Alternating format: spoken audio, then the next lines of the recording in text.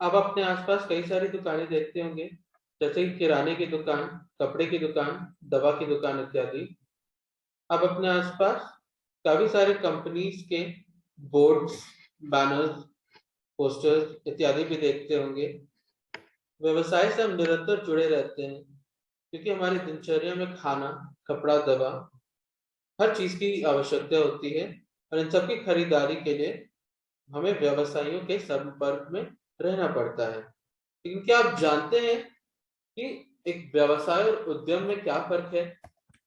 एक उद्यमी ऐसा क्या करता है जो एक व्यवसायी नहीं कर पाता है? उद्यमिता को अच्छे से जानने के लिए सबसे पहले हमें एक उदाहरण देखना होगा। उसके बाद हम उस उदाहरण के आधार पर उद्यमिता की चर्चा करेंगे।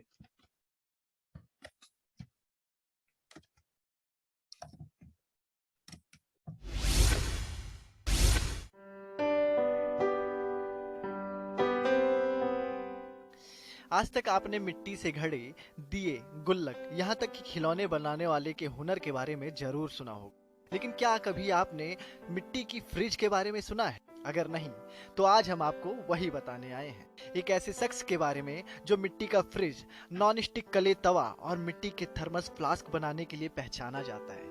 उस शख्स का नाम है मनसुख भाई, जो अपने इको और बजट फ्रेंडली विचारों के साथ आज लाखों लोगों की मदद कर रहे हैं। यही नहीं, वो दुनिया भर में भारत की मिट्टी को बढ़ावा भी दे रहे हैं। गुजरात के राजकोटा में मोरबी जिले के निकी मंडल गांव में जन्मे मनसुख भाई को बचपन में ही अपने परिवार में अचानक आई गरीबी के कारण पढ़ाई छोड़नी पड़ी थी। उस समय पूरे परिवार का बोझ अकेले संभालने के लिए मनसुख को कई तरह के काम करने पड़े। कई सालों तक धक्के खाने के बाद उन्होंने 1988 में नौकरी छोड़कर खुद का बिजनेस चलाने का फैसला लिया। सबसे पहले मनसुख भाई ने अर्थन प्लेट मैन्युफैक्चरिंग फैक्ट्री खोलने के लिए 30,000 रुपए का लोन लिया। इस फैक्ट्री में पहले मनसुख भाई ने मिट्टी की roof tile, hand press machine बनाई और अच्छा मुनाफा कमाया। 1990 में उन्होंने अपनी कंपनी को रजिस्टर करवा लिया। उनके काम से प्रभावित होकर 1995 में उन्हें नैरोबी केन्या से मिट्टी के वाटर फिल्टर बनाने का बड़ा ऑर्डर तक मिल गया। इस तरह बुलंदियों को छूते हुए 2001 में मनसुख ने अपने ट्रेडमार्क मिट्टी कूल को भी रजिस्टर्ड करवा लिया। ये वीडियो हमें यूट्यूब के इंडियन नेस्ट चैनल से मिला है। इस वीडियो को पूरा देखने के लिए और मनसुख भाई के मिट्टी कूल के बारे में और जानकारी पाने के लिए आप यूट्यूब पे जाकर इंडियन नेस्ट चैनल को सब्सक्राइब कर सकते हैं। तो जैसा कि आपने देखा, मनसुख भाई ने अपने पारिवारिक व्यवसाय को, जो कि मिट्टी के घड़े, बर्तन इत्यादि बनाने का है, उसे एक नया रूप दे दिया और एक नई तकनीक के साथ जोड़ दिया। उन्होंने मौके का फायदा उठाया और लोगों की समस्या का समाधान निकाला। उन्होंने बाजार में एक नई चीज लाई, जो कि उद्यमिता का सबसे महत्वपूर्ण हिस्सा है।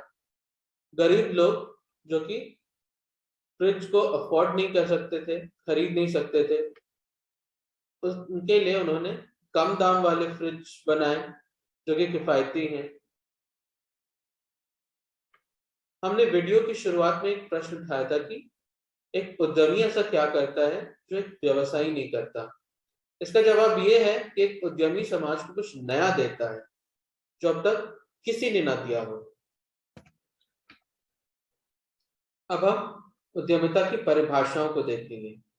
उद्यमिता एक कौशल, दृष्टिकोण, चिंतन एवं कार्य पद्धति है। कौशल यानी कि स्किल, कोई भी चीज करने का हुनर। दृष्टिकोण यानी कि किसी भी चीज को देखने का नजरिया या व्यू पॉइंट।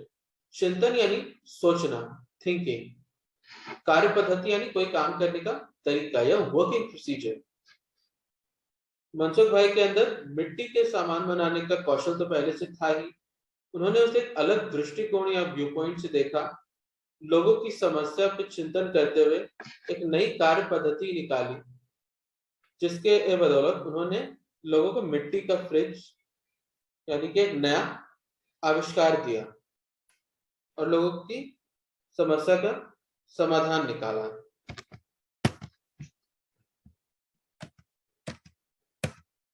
परंपरागत रूप से, यानी कि जो हमेशा से चली आ रही है, उस विचारधारा से अगर हम उद्यमिता को देखेंगे तो वह बिजनेस एवं उद्योग या इंडस्ट्री में जो भी अनिश्चितता एवं जोखिम है, उसे उठाने की योग्यता एवं प्रवृत्ति कहलाएगा।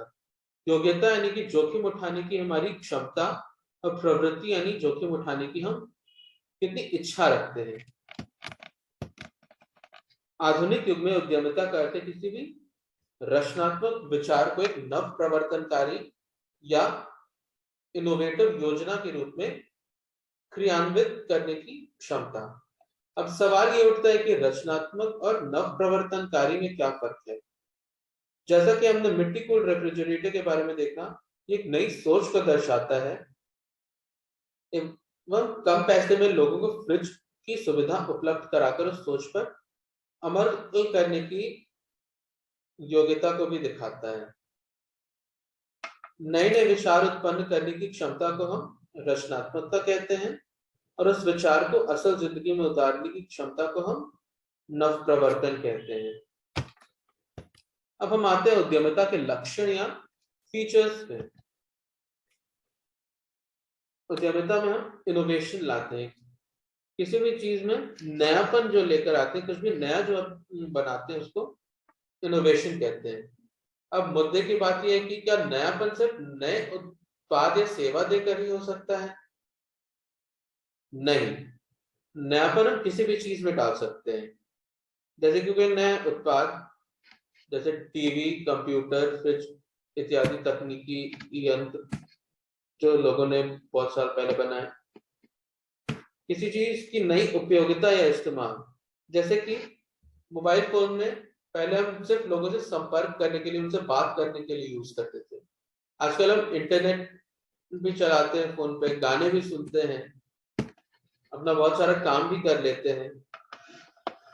ये नई उपयोगिता है।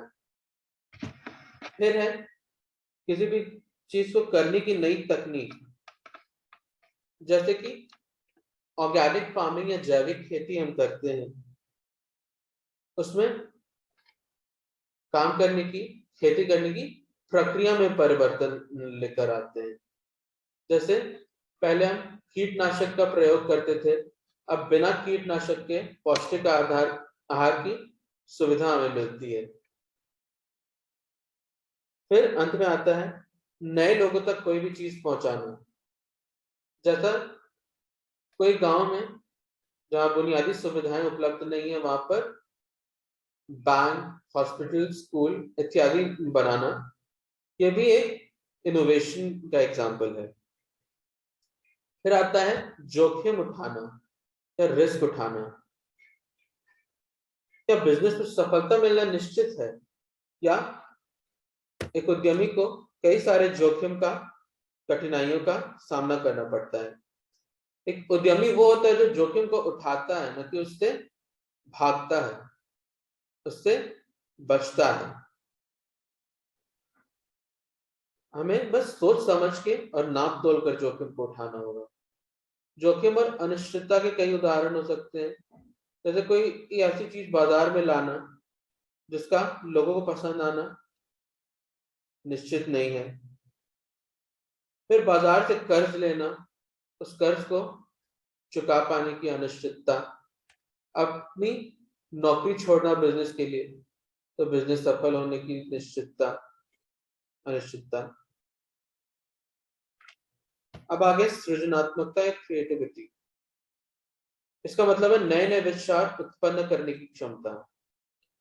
नए नए विचारों के द्वारा ही हम कुछ नया करने की सोच सकते हैं। जैसे मिट्टी कूल वाले उदाहरण में मनसुख भाई ने किया है परिणाम प्रेरित व्यवहार। किसी भी लक्ष्य को प्राथमिकता देना।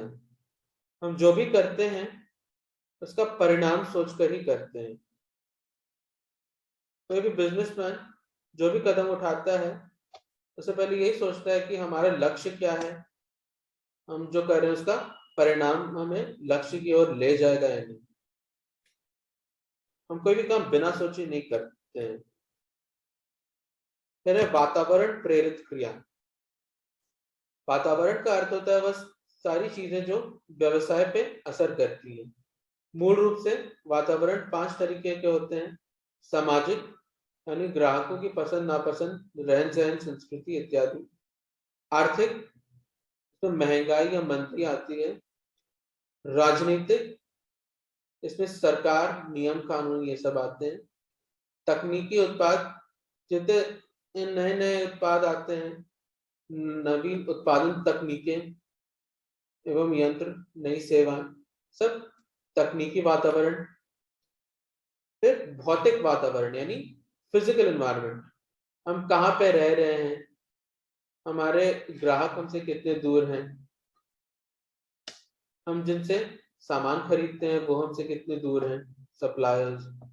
हमें अपने एनवायरनमेंट के या व्यावसायिक वातावरण के प्रति हमेशा सजग रहना चाहिए और आसपास जो भी होता है उस पर नजर रखनी चाहिए। अब आते हैं उद्यमिता की अलग अलग अवधारणाओं पर, अलग अलग कॉन्सेप्ट्स पर। प्रबंधकीय एवं नेतृत्व कौशल संबंधी अवधारणा। मनसुख भाई के उदाहरण में हमने देखा कि एक धंधा उनका छोटे स्तर से बढ़कर बहुत बड़ा हो गया, फिर उन्हें अपने कर्मचारियों से काम कराने की आवश्यकता होती होगी। उद्यमिता एक प्रबंधकीय एवं नेतृत्व कौशल है। अपने बिजनेस में विभिन्न संसाधनों का प्रबंधन करके काम कर रहे कर्मचारियों से काम करवाना और अपने लक्ष्य को पूरा करना उद्यमिता का एक अहम हिस्सा है। एक बड़ी कंपनी हो या एक छोटी कंपनी, उसके मालिक को अपने बिजनेस में काम, पैसा, लोग, इन सब चीज को व्यवस्थित करके इन सब के बीच में एक तालमेल बिठा के चलना होगा। इसी को कहते हैं प्रबंधकीय एवं नेतृत्व कौशल। रहता है जोखिम उठाने की क्षमता संबंधी अवधारणा। ये कहती है कि किसी भी व्यवसाय की स्थापना करते समय और उसको सफल बनाने के लिए उद्यमी को हर कदम पे अलग तरह के जोखिम उठाने पड़ते हैं। जोखिम के उदाहरण है मार्केट से कर्ज लेना, बाजार में कुछ नया लेकर आना, में काफी सारे पैसे लगाना, हर महीने तनख्वाह दे रहे अपनी नौकरी को छोड़ देना इत्यादि। मनसुख भाई ने अपनी मिट्टी के तवे बनाने के लिए बिजनेस के लिए अपनी नौकरी को छोड़ने का खतरा उठाया और मार्केट से लोन भी लिया। इसमें बहुत अधिक मात्रा में अनिश्चितता थी। फिर आता है संगठन निर्माण योग्यता संबंधी अवधारणा, यानी कि हम अपने बिजनेस को खड़ा कर रहे हैं। उद्यमिता उत्पादन के सभी संसाधनों को, जैसे कि श्रम, पूंजी, भूमि इत्यादि को इकट्ठा करके उन्हें संगठित करता है। किसी भी व्यक्ति को अपने छोटे धंधे से शुरू करके बड़े धंधे पे पहुंचाने का जो भी साहस होता है उसे हम उद्यमिता कहते हैं। मनसुख भाई ने भी अपनी मिट्टी के बर्तन बनाने वाले छोटे से बिजनेस को 3 करोड़ के बड़े से उद्योग में तब्दील किया। उद्यमिता में उत्पादन के समस्त साधनों जैसे श्रम, पूंजी, भूमि को एकत्रित करके उनका सदुपयोग करना बहुत जरूरी है। अब आता है नवाचार संबंधी अवधारणा, यानी कि इनोवेशन करना। उद्यमी वही होता है जो किसी भी प्रकार से नवीनता या नयापन लेकर आता है। नवीनता किसी भी प्रकार की हो सकती है, जैसे नई अवसर, नई तकनीक, नया उत्पादन, नया कच्चा माल, नया यंत्र इत्यादि। मनसुख भाई ने भी मिट्टी के फ्रिज बना के एक नया उत्पाद दिया लोगों को, जिससे निम्न आय के लोग फ्रिज इस्तेमाल कर सकते हैं। गरीब लोग फ्रिज की सुविधा उठा सकते हैं।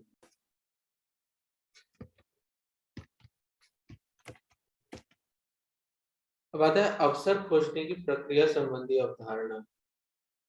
सर्दी के दिनों में ऊनी कपड़े, कंबल, रजाई इत्यादि बेचने वाले, गर्मियों में आइसक्रीम बेचने वाले, होली दिवाली में रंग, पटाखे इत्यादि बेचने वाले सभी उद्यमी कहलाते हैं, क्योंकि वे मौके की तलाश में रहते हैं ताकि कोई भी धंधा शुरू कर सके और अच्छा मुनाफा कमा सके। उद्यमिता एक ऐसी प्रक्रिया है जिसमें मौके की तलाश करके उसका यथासंभव फायदा उठाया जाता है।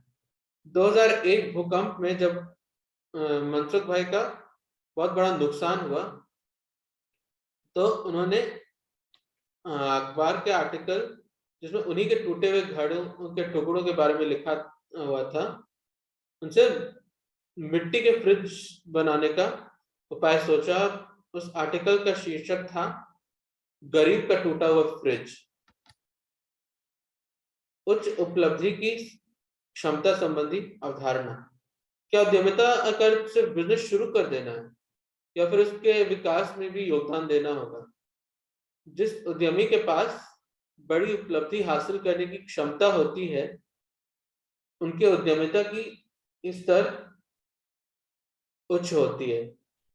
मनसुख भाई ने भी अपने छोटे से धंधे को बहुत बड़ा बना लिया एवं उनके लिए विदेशों से भी ऑर्डर आने लगे। अंत में आता है पेशेवर अवधारणा, यानी प्रोफेशनल कॉन्सेप्ट। अब चाहे डॉक्टर हो, वकील हो, इंजीनियर हो, आपको अपने पेशे में अच्छा प्रदर्शन करने के लिए ट्रेनिंग की सख्त जरूरत होती है। उसी तरह आधुनिक प्रबंधक उद्यमिता को भी एक पेशे की तरह मानते हैं। अन्य पेशों की तरह उद्यमिता में भी शिक्षण प्रशिक्षण द्वारा विकास किए जाने के काफी आसार हैं। बहुत सारे सरकारी एवं निजी संस्थान उद्यमिता से जुड़े अनेक शिक्षण प्रशिक्षण कार्यक्रम चला रहे हैं।